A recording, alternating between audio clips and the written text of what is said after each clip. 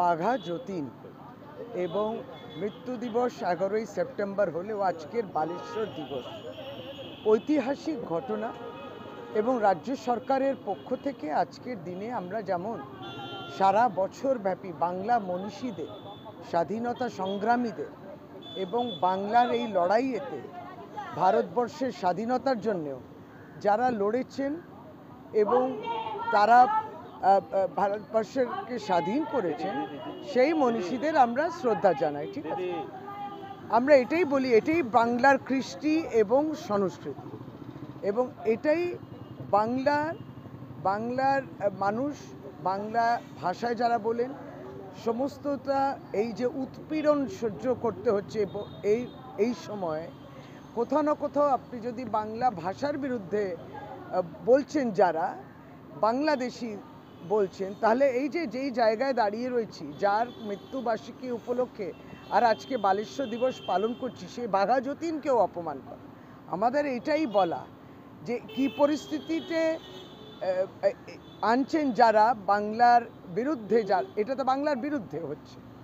সুতরাং যারা প্রস্তাবের বিরোধিতা করলেন বিধানসভায়, যে প্রস্তাবটা বাংলার পক্ষে ছিল, বাংলার ভাষার রক্ষার পক্ষে ছিল এবং বাংলায় কথা বলছি বলে আক্রমণ যাদের উপরে শানাচ্ছে বিভিন্ন প্রদেশের ভারতবর্ষে, তার বিরুদ্ধে কিন্তু প্রস্তাবটা ছিল।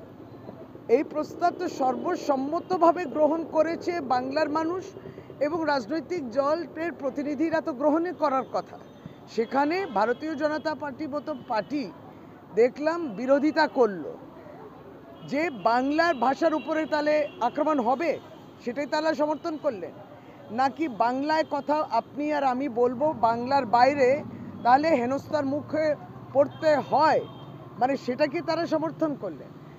আজকে তাহলে বাঘা যতীনকে শ্রদ্ধা জানানোর জন্যেও আমরা কিন্তু তাদেরকে খুঁজে পাবো না এবং তারা সেই স্থানটাও হারিয়েছে।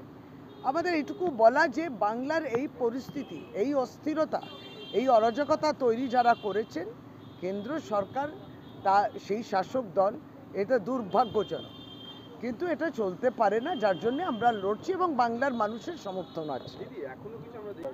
এটা কারা বলছেন? যারা ব্রিটিশ সাম্রাজ্যবাদের সঙ্গে হাত মিলিয়েছিলেন ভারতের স্বাধীনতা সংগ্রামে চলাকালীন, তখন কিন্তু এই আরএসএসের রূপেতে ব্রিটিশ সাম্রাজ্যবাদের সঙ্গে তারা হাত মিলিয়েছিলেন।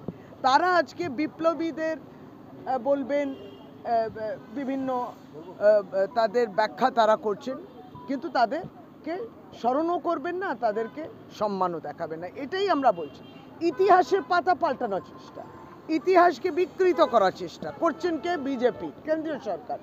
আপনি ইতিহাসের মধ্যেই যেমন অন্যান্য রাজ্যে দেখছেন যে বাংলা মনীষীদের কথা, ভারতবর্ষের মনীষীদের কথা সব ভারতীয় প্রদেশে সকলেই শিখবেন, কিন্তু উদ্দেশ্য প্রণোদিতভাবে বাংলা বিপ্লবী কিংবা বাংলার যে মনীষীরা আছেন তাদেরকে যদি সিলেবাস থেকে বাদ দেন অন্যান্য রাজ্যে, ইতিহাসকে তো পাল্টানো যায় না। ইতিহাসকে স্মরণ করতে হয়, ইতিহাসে যেটা ভুল যদি হয়ে থাকে তার থেকে মানুষ শেখেন, কিন্তু ইতিহাসকে তবুও পাল্টানো যায় না। আর যেগুলো সঠিক সম্মান জানানোর জায়গা, সেগুলোকে আপনার ম্লান করছেন, সিলেবাস থেকে সরিয়ে দিচ্ছেন। দুঃখ জানাতে কেন বাংলার প্রতি এত ক্ষোভ, আক্রোশ, বিদ্বেষ, এই প্রশ্নটাই এসে যাচ্ছে।